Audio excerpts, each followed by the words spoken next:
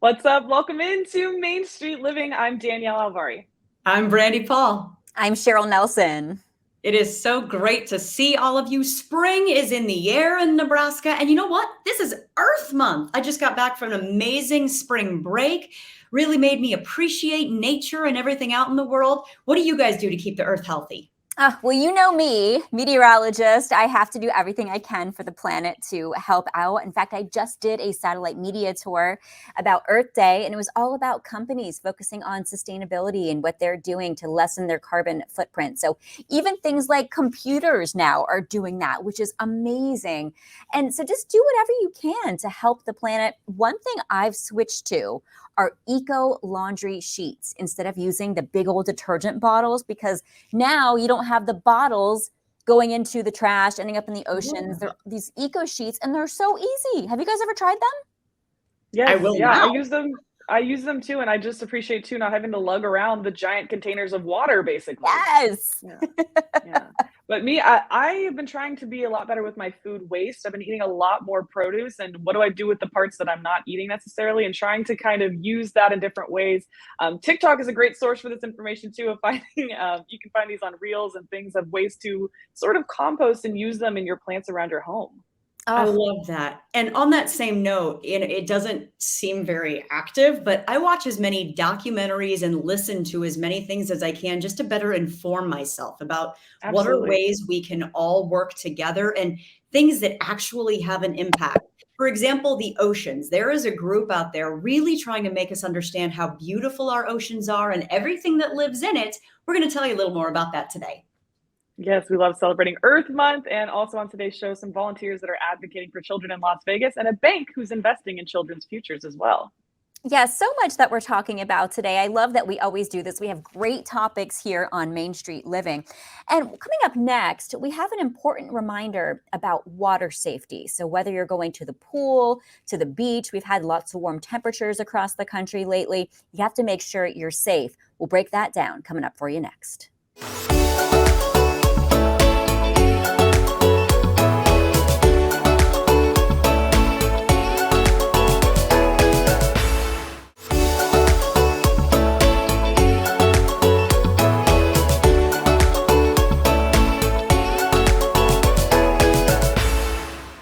Welcome back to Main Street Living. Brandy, Danielle, we are deep into spring, and gosh, summer is going to be here before we know it. And that means that soon a lot of us will be spending time in, near, or on the water. You bet. And while a day at the pool or the beach can certainly be a wonderful family activity, it can also be dangerous. Nicole and Darby Bourgeois are here to share their experience. Folks, thank you so much for joining us. And Nicole, we'll start with you. As a mom, your story truly breaks my heart. 5 years ago, for those who don't know, your son Riley drowned in a neighbor's pool. I am admired by the mission that you have taken on. Tell us a little bit about that, why you started the Blue Boot Foundation. Yes, ma'am. Well, we knew at the time of Riley's accident that we didn't want anyone to have to share in our story and make our story their story.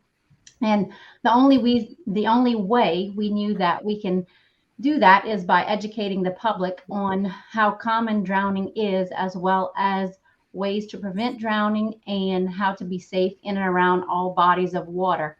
At the time, we were thinking, what would our foundation name be? And Riley loved his blue boots, so we named it Riley John's Blue Boot Foundation. Amazing. So Darby, how did you guys go about starting the Blue Boot Foundation? Well, simply we have a mission, and our mission is to save one life, and we bring awareness and to childhood drowning, educating and promoting all ages of water safety.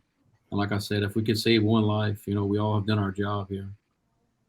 So great ideas there. Tell us about some of the programs that help with that the foundation supports. Yes, ma'am.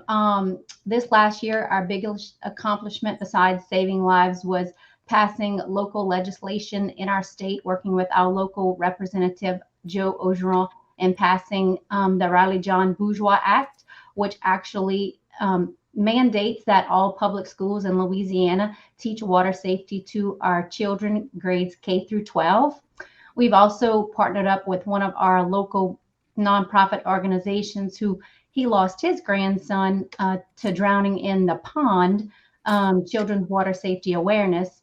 There we help with them funding swimming lessons for our local children, giving away life jackets, and signing up patrons for CPR. Also on our local beach in Grand Isle, we've put out life rings to help save those people who may be in distress. As on our beaches in Louisiana, we do not have lifeguards, so it's a way for them to help someone who's in distress. During Hurricane Ida, those were destroyed, but since we were able to put back up the 85 life rings to help. We've also put out life jacket loaner stands around the beach as well for those people who aren't very good swimmers. And we would hope to get more of those life jacket loaner stands around our state wherever that might be needed. We also support our local Down syndrome 321 Dash. That's a local fundraiser.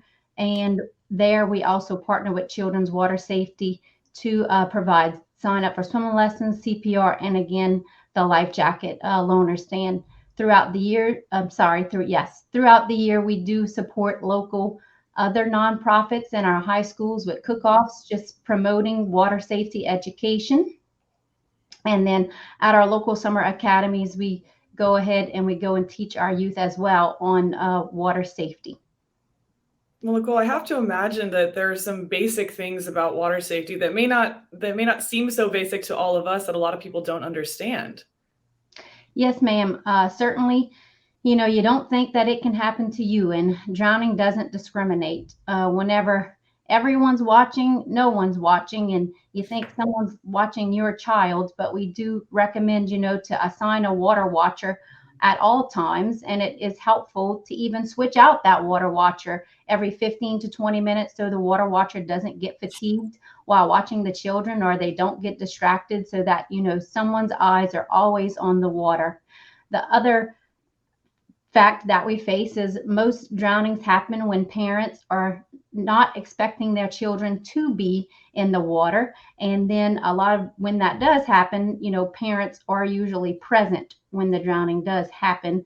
But again, the kid's not expected to be in the water. Maybe you put them down for a nap and you didn't expect them to crawl out that doggy door and go into the swimming pool. So there's plenty different areas around the house that you can look out for to see if your child can get in and out easy enough. Layers of protection are also important.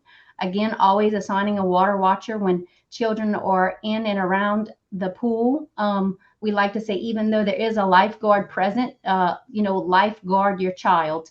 You can also wear a life jacket around all bodies of water. And for weak swimmers, please enroll your children in swimming lessons. They can start as early as, the age of 1 year old, or they start walking. Learn CPR, and if a child goes missing, check the water first.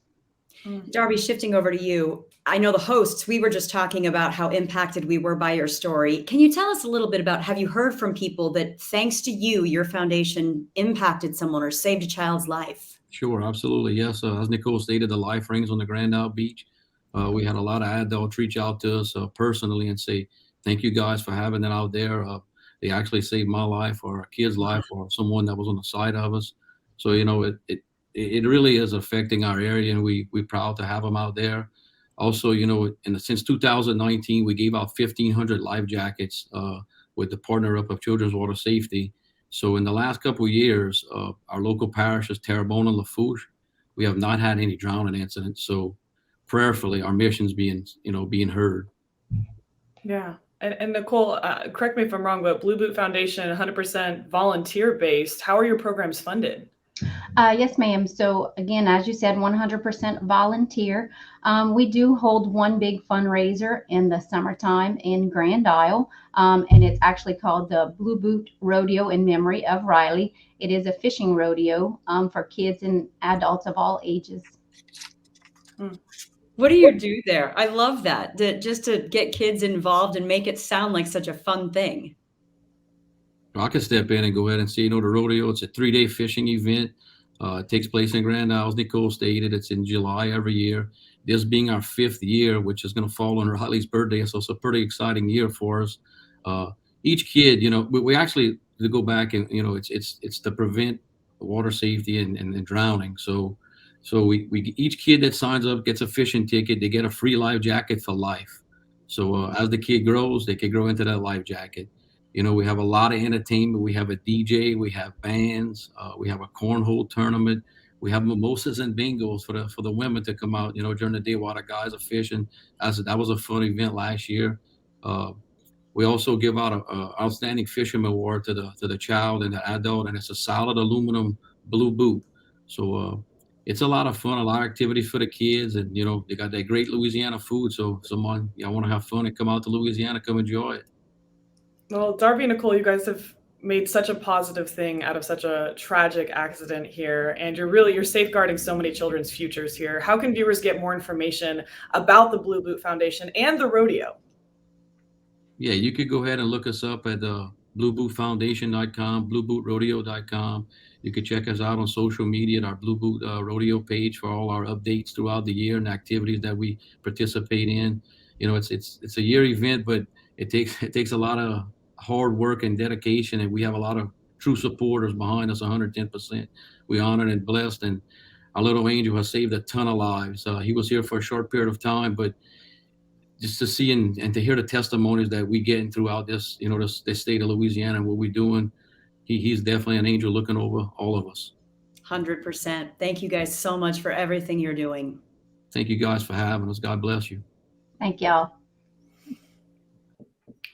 Okay.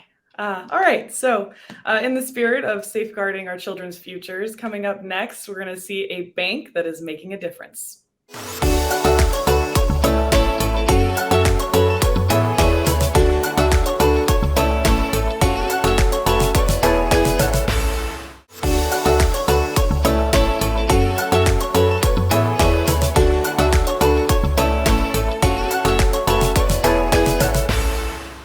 Welcome back to Main Street Living. Danielle, Brandy, there's a certain image that comes to mind when you think about a museum. However, have you ever been to a children's museum?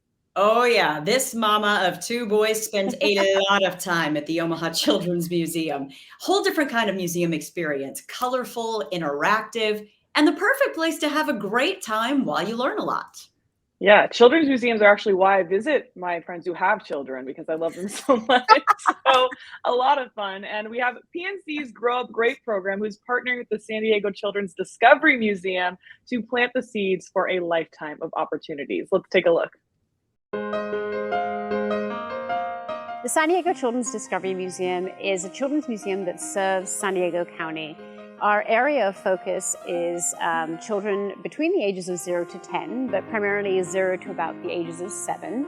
We pride ourselves on the fact that we teach children in an informal, experience-based environment. And our area of focus is early childhood education, but specifically foundational fluencies, social emotional learning, and purposeful play. We not only try to provide our products and services locally, through local people, but we are involved in our communities. In order for us to do well here, we need San Diego to do well. We need to make this a place where everybody can thrive. And so it's incredibly important for us to give back and invest like this into the next generations that are coming up through our community. And so we kind of looked across the country and looked for places where it could really effectively improve communities that it did business in. It really landed on early childhood education. We started PNC Grow Up Great in 2004. It is now a $500 million bilingual early education program, all focused on reaching young children from birth to age 5, with a particular emphasis on reaching low and moderate income children to help prepare them for school and life. Here in San Diego, we are trying to take that initiative and give back into San Diego in the early childhood education space. And we've been looking for partners. And that's how we got to the San Diego Children's Museum. It's actually our first partnership with the Grow Up Great program here in San Diego, and we couldn't think of a better partner. They specifically have a new mobile unit where they bring STEM-related educational services to kids that can't make it to the museum. And so it's a great way to reach out to a lot of the underserved community in San Diego. I think I'm going to build a castle. We're so excited to be partnering with PNC and specifically their Grow Up Great program. The reason why it's such a great fit is we share the focus of serving children between the ages of 0 to 5. We also share a joint mission in serving children who are underserved and also extending that across the entire community. Please, can you make a fort? We both believe in bringing innovative platforms of learning to children all over the county. Let's see if you can make a fort big enough for one person to be inside it. Okay. At a national level, the PNC employees are incredibly involved with our Grow Up Great initiative. We've donated over 1 million hours of our time investing in communities across the country. So we'll be doing days of service, going out and working with the museum and the kids in our community. It has to stand for 5 seconds. 1, 2, 3, 4, 5. Okay, this actually looks fun, guys, and I love it that they bring the STEM activities to the kids. Can I be a kid and can I do that? Absolutely. They're learning and they don't even know it. Yes. It's fantastic. Well, you can find out more about PNC and the Grow Up Great initiative at pnc.com. Yes, and that is why Cheryl is one of my favorite women in STEM. So definitely, I knew she was going to like this one. But coming up next, are you ready to get your hands dirty?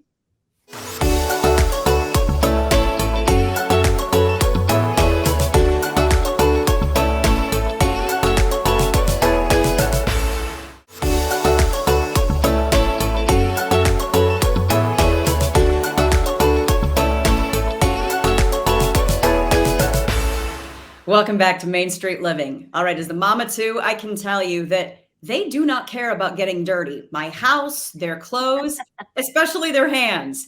So if they're going to get dirty anyway, why not embrace that by teaching them about the environment and how to grow something tasty like healthy food? Yeah, and Olivewood Gardens in Southern California is teaching kids and thankfully adults as well how to enjoy healthy foods and take care of the earth at the same time. Executive Director Jen Nation is here to tell us more. Welcome back to Main Street Living, Jen. Good morning. Thank you so much for having me back. So, of course, we had to. It is Earth Month, so it's a great time to celebrate gardens, but Olivewood is more than just a garden. What can you tell us about Olivewood Gardens and its mission? Yeah, absolutely. First, I love that you mentioned getting dirty because that's really something the kids love. Our mission is to inspire youth and adults to be healthy and active citizens through urban agriculture, environmental stewardship, and nutrition education.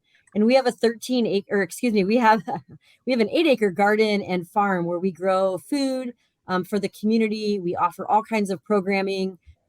We've been around for 13 years and have really been able to serve over 130,000 people in that time frame through all these great hands-on programs. You're doing so much good, and I love it that the kids love to get dirty. I was an oddball kid who didn't like to get my hands dirty, so I don't know. I was one of those, but you were here with us a few weeks ago to talk about your Kitchenistas program, which is helping community members learn how to cook healthy meals to reduce diet-related health conditions, which is amazing. But you're also, as you said, doing a lot now with the kids, so tell us about some more educational programs that you have going on. Yeah, so our first programs actually started with our youth field trip program. So in 2010, we started a program where we were serving kids from the local school district, national school district, for environmental education and nutrition education based field trips.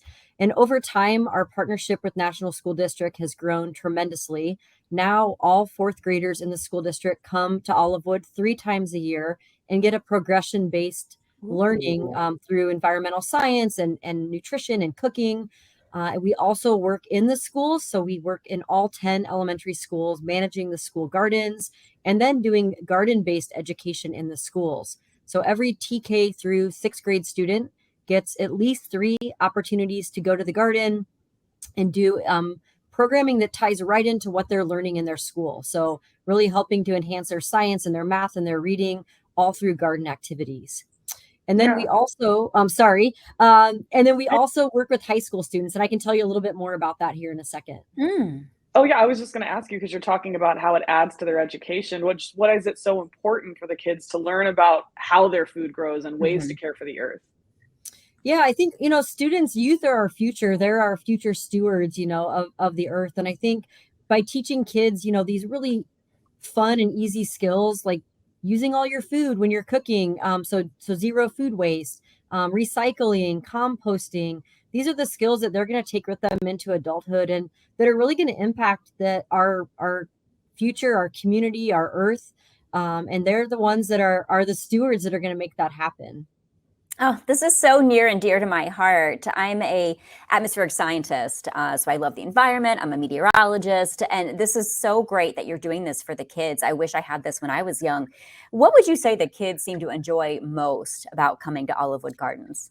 Oh, wow. That's a great question. With our elementary students, we ask them to be adventurous when they're on site. And I tell you what, they are. They love, anything from getting their hands dirty in the kitchen, learning how to use knives and knife skills to make delicious food, harvesting vegetables. Aww. Currently, one of the programs we're doing is with learning about composting and composters. So they're working with the worms and they're seeing how worms compost food and what that does to the soil. They're planting food. So I think students, when they're there, there's so many aha moments of things that just seeing how food grows, like the food you see in the grocery store, it had to come from somewhere, and being able to see the amazement on kids' faces. And then I think what makes it even more fun and unique is they take that back to their families and to their parents. They bring their parents back for field trips or for tours of the property and are able to show what they've learned to their parents, which just translates into more people being environmental stewards in our community. Yeah, and I love that you said that the food has to come from somewhere, and this is kind of demystifying that, and kids are probably feeling really capable after coming there. Do you have any special programs that are planned for Earth Month? Yeah, we kind of celebrate Earth Month year round at Olivewood, and we definitely highlight more of what we're doing during this time. One of the things I wanted to mention was we work with high school students through a variety of programs as well. And one of those is a sustainable urban agriculture program where students come for 20 weeks and they learn all about plant propagation, irrigation techniques, marketing and business skills. And they end their culminating event is kind of a micro enterprise where they take all their skills and they propagate plants throughout this internship, and it ends in a plant sale. And so we have a plant sale coming up at Olivewood this Saturday. It's kind of a mini plant sale. And then on May 13th, we have our big plant sale, and students have grown, they've marketed, they're getting the word out on things like, fresh vegetable plants, succulents, flowers. And so that's really this culminating program. And that's kind of the big thing we're doing for Earth Month. And then we also have a zero waste cooking class for students. We have a program called Garden Explorers that's happening for our elementary aged kids as well. And then just different programs on tours for adults and families to go along with all that. Earth Month is all about, as you know, sustainability and reducing our carbon footprint, being eco-friendly. And wow, Olivewood Gardens is certainly doing all of that. What would you say is the most meaningful to you that's making a difference for the planet? I think what we're doing is really diving deep into community. So we're in this small community, National City in Southern California, and we've really doubled down on ensuring that we can, break down some systemic barriers and ensure that people have access to healthy food and clean air and, this environmental impact. So I'd say the thing we're probably most proud of is just this. We've served so many families in this community, and we're seeing change happen. We're seeing kids advocating in their schools for healthier lunches, less waste. We're having some of our kitchenistas who are on city council now or on the school board and also advocating for just cleaner air in their community, more environmental change. And so we're just really proud in 13 years what we've accomplished. And now that we're serving all the elementary students, we just imagine a few years from now, we're going to have even bigger impact and healthier kids and more access to fresh food. And, that's really what it's all about.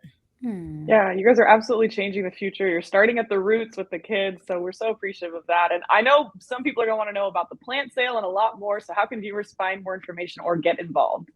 Yeah, so we have our website. It's olivewoodgardens.org, and that's where all of our information is. We're also on Instagram and Facebook, so we have a great social media page as well. And then we are always love our volunteers and are interested in, getting more volunteers onto our property. So you can see more about our volunteer opportunities, our classes and programs and upcoming events on our website.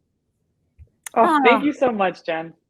Thank you. Yes. Oh, Danielle, this is so awesome. And we are going to continue our focus on Earth Month and the planet. So coming up next, discover wildlife in Narragansett Bay. Trust me, you don't want to miss this. We'll see some cute animals coming up.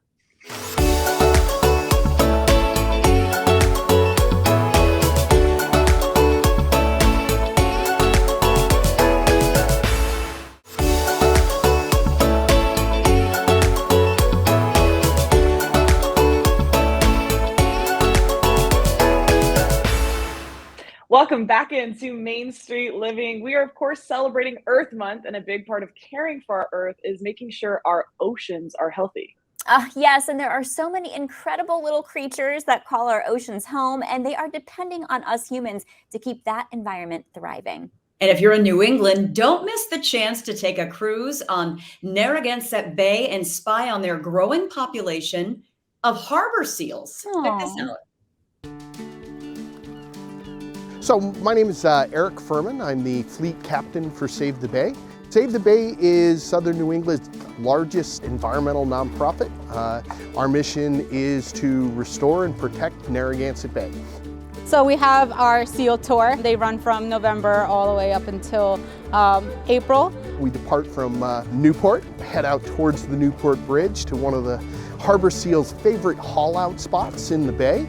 Place that seals regularly congregate. We saw a great bunch of seals, so it's just super cute, yeah. Today we were looking at seals hauled out on rocks during the low tide cycle. So seals aren't here when most of us are using the bay. They're migratory, so they come down here beginning in November and they leave by the end of April. So many people never see a seal in Narragansett Bay because they're just not out on the water during that time. It's a great time for us to get out, but it does mean that we're out in the winter time, so you got to bundle up a little bit, but it's a great time to see seals. In the 1960s, fishermen thought they were a liability to their livelihoods, saw them as a threat, and you would have seen zero seals here. But now, due to the Marine Protection Act, we can no longer harass, kill, or alter their behavior in any way. The most recent count was 464 seals. And so now that we have so many seals coming back to us, it's telling us Narragansett Bay is healthier. We know that our bay is being biologically productive. It's able to hold capacity to these seals and have them provide them with their food that they need, especially 464 seals that we have this year. Anytime we're doing this programming, we want to introduce people to the other animals that are using the bay. Everything that we do has an impact around us, especially here in Narragansett Bay. And a big animal like a seal is just such a great introduction. And people really understand that in order for seals to survive and thrive, we need a clean bay. We need a bay that supports a great, diverse bunch of fish and other wildlife in order for those seals to have food to eat. They're a really great way to show that if we take good care of the bay, we'll have really cool things going on. All in all, the bay is a much better place than it was 50 years ago. It's fishable, it's swimmable, and it's a great place for all of us to enjoy. Oh my goodness, Narragansett Bay, I love it. And the seals are so cute. And the winter can be an amazing time to see marine animals, ladies. I've done this before in Virginia, whale watching in December. It was cold, but it was worth it. Yeah, and I know that saving animals is very close to your heart, Cheryl, and I think saving the environment should be close to all of our hearts. So you can find more information and book your cruise to see the harbor seals at savebay.org. Well, coming up, all right, you can see us. The blonde thing going on. We all love color, but what do these ladies hosting today's show have in common?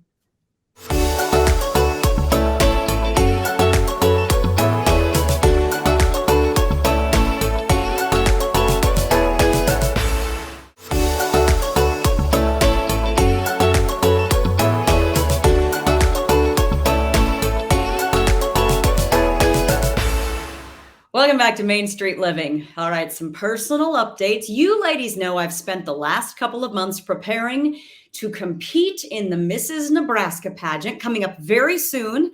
But I understand, actually, within me announcing this, Cheryl, you were one of the first ones to say, hey, I've done that. That's awesome. I would love to hear more about that. Oh, thanks, Randy. I think we've all competed in pageants, which is so fun. And I'm glad we're all here together today. And first of all, Brandy, I wish you all the best. You're going to be amazing. I can't wait to hear more about the upcoming pageant. But yeah, gosh, I did my first pageant while I was in college. It was actually Miss Pennsylvania USA. I honestly had no reason to be in the pageant at that time because I didn't know all the things you're supposed to do. I didn't know about the spray tan. I didn't know about the hair, the good makeup, the nails. I was clueless. And of course, I didn't place at all in that one.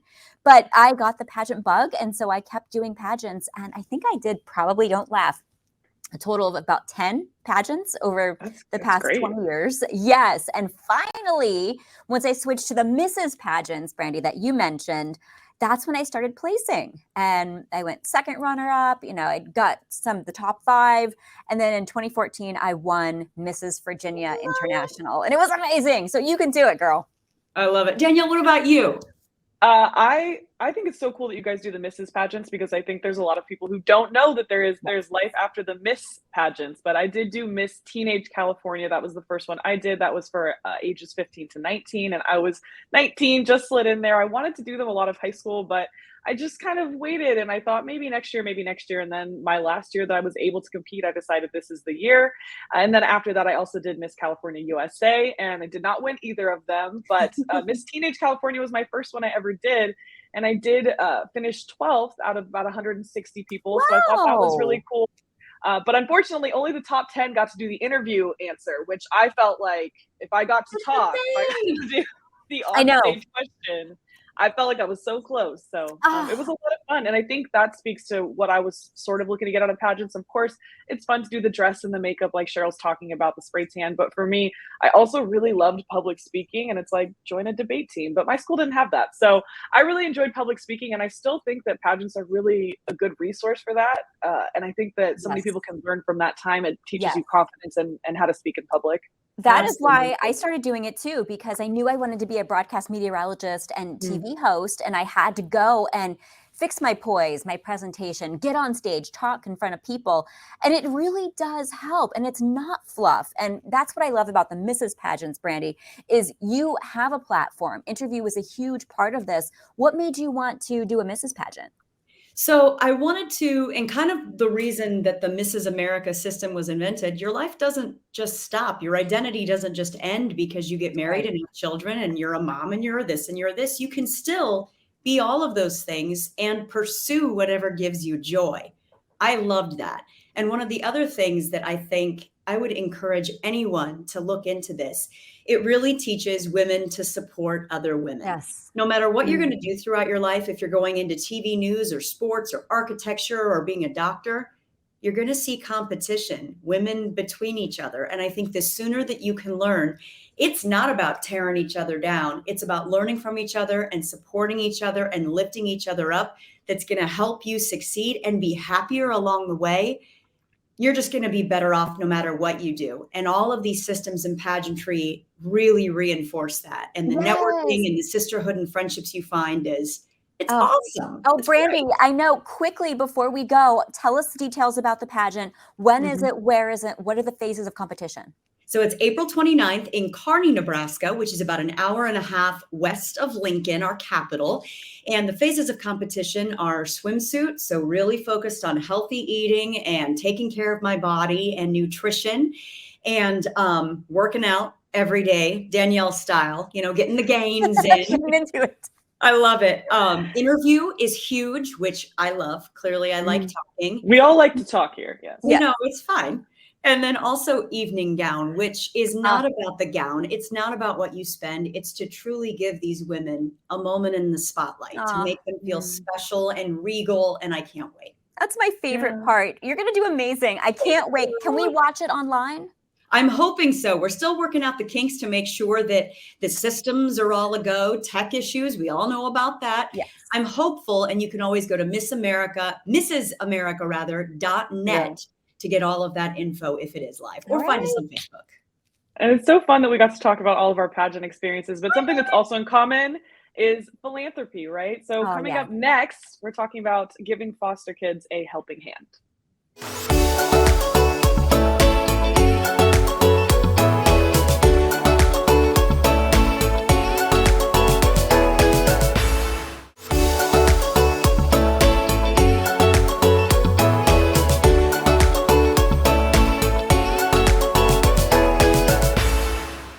We're back here on Main Street Living and talking about making an impact today. And we all want to make a difference in this world. And one way to make a huge impact is by helping a child. Oh, absolutely. CASAs, court appointed special advocates, are life changing volunteers who advocate for abused or neglected children throughout their journeys into safe, permanent homes. And April is National Volunteer Month, and some incredible volunteers in Las Vegas are changing the story for foster children in their community. Take a look. My role as a CASA volunteer is to basically be a quarterback of care for children who are in the foster care system. It is a situation, an opportunity for me to actually leverage my relationships with the courts, the teachers, the healthcare providers, and the parents to make whatever decisions that need to be made on behalf of the children who are in care, to do what is in the best interest for the child.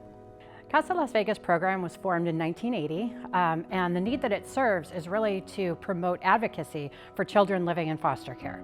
There are approximately 3,200 kids living in foster care. They come from abuse and neglect and abandonment within their own homes. My role as a CASA volunteer, first and foremost, is to get to know the children as much as I can, like my own children if possible, and find out what their needs are. It could be academic needs, it could be some health needs, and try to advocate resources in their behalf. Children are assigned throughout the court process. So if a child is in the foster care system, they are eligible to receive care from a court-appointed special advocate. And so once a child is deemed necessary to have a court-appointed special advocate assigned to them, they go through the CASA Las Vegas program. Many of these children have been placed in multiple foster homes or group homes, and sometimes I'm the only constant in their lives. So when they're moved and I show up, they're happy to see me. The children are ages 0 to 18, and they are matched with a volunteer based on their individual preferences, their individual needs, and a good fit for those volunteers and for those children. My CASA kid's name is Deshaun, and he has impacted my life immeasurably.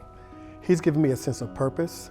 He's given me a reason to really get out and champion for not only him, but for all children that are in the foster care system. The impact itself can be felt in so many different ways, from helping them to achieve permanency, from helping them to reduce the number of placements while they happen to be in the foster care system, helping them thrive in a school environment, really just build confidence and understand that they have somebody there who cares about them and shows up just because they deserve to have somebody in their lives that's meaningful. It makes me very humbled to know that I have someone who just enjoys my company and looks forward to seeing me. When things don't go right at work or in the world, I can find solace going to spend time with my child because he doesn't care about that. I became a CASA volunteer wanting to impact the children's lives, but at some point I realized that they have made a difference in my own life by teaching me about resilience and their capacity to be happy when they have so little in their lives. We all want to be part of something that's larger than ourselves. Absolutely incredible. To everyone out there who is a CASA or in any way is helping foster and help these kids, thank you so much. You're truly making an impact on the world. Oh, it's so needed. And there are CASA organizations all around the country, and they are all in need of caring volunteers. So for more information, go to casalasvegas.org. But don't go anywhere, because coming up straight ahead, more Main Street Living.